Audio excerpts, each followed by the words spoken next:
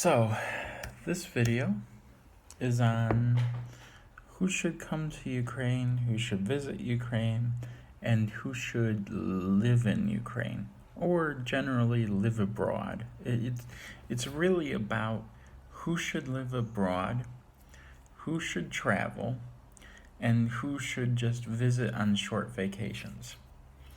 Now, to understand, I have lived abroad on and off for about, say, 3 years. Presently, I've lived abroad for about 2 years minus 5 months. So I spent 5 months back in the US, and then I came back abroad, and I've been out for about almost a year. Actually, a year now, a little over a year. But I spent 8 months outside before it. So, what happens is this.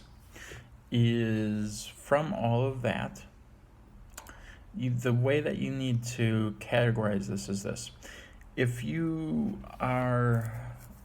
just want to travel and relax and have fun and do this and be a little bit adventurous, then traveling to Eastern Europe, and that is probably good for, let's say, a month. And that after 2 months, depending if you feel like you want more adventure and more challenge, it's up to you. But in terms of personality types, okay, if you are the type of personality that loves a challenge, that's one. If you are the type of personality that thrives on adventure, that's two.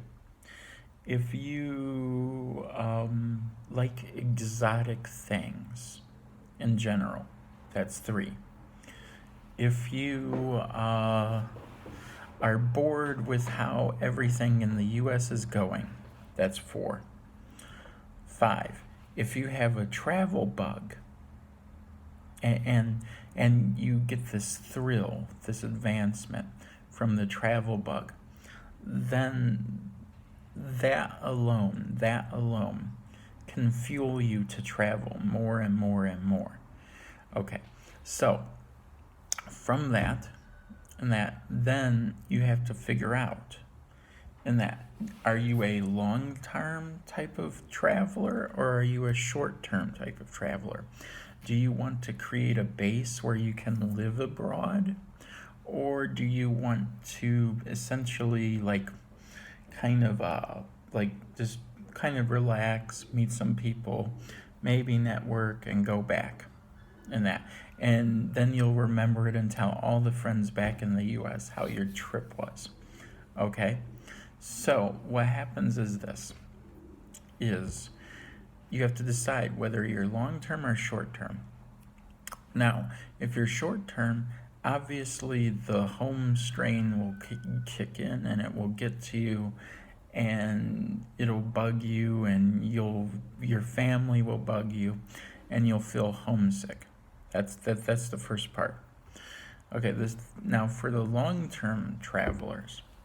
Okay, what you need to keep in mind with the other videos I have on my channel is that you have to keep in mind, I have videos on my channel for the long-term type of travelers.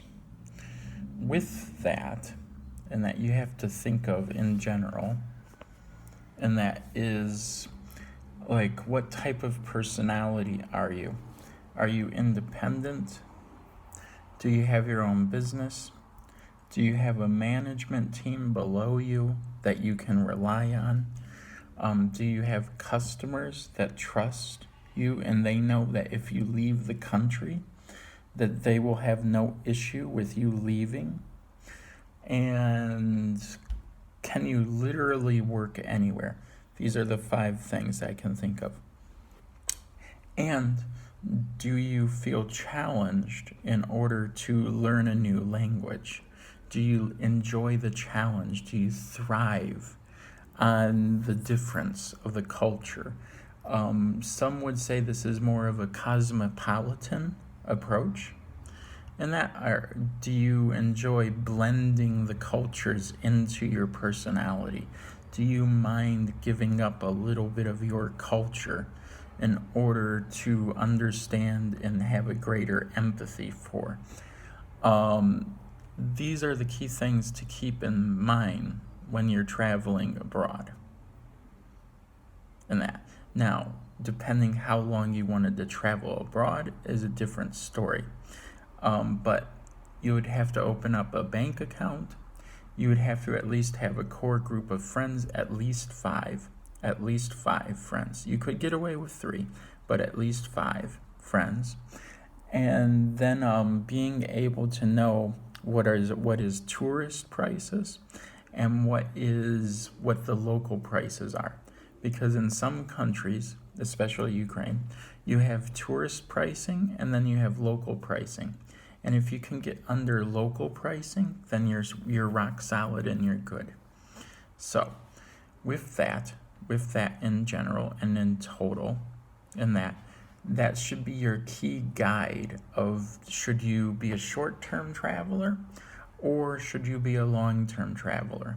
Or do you want to set up a base and do all of this stuff?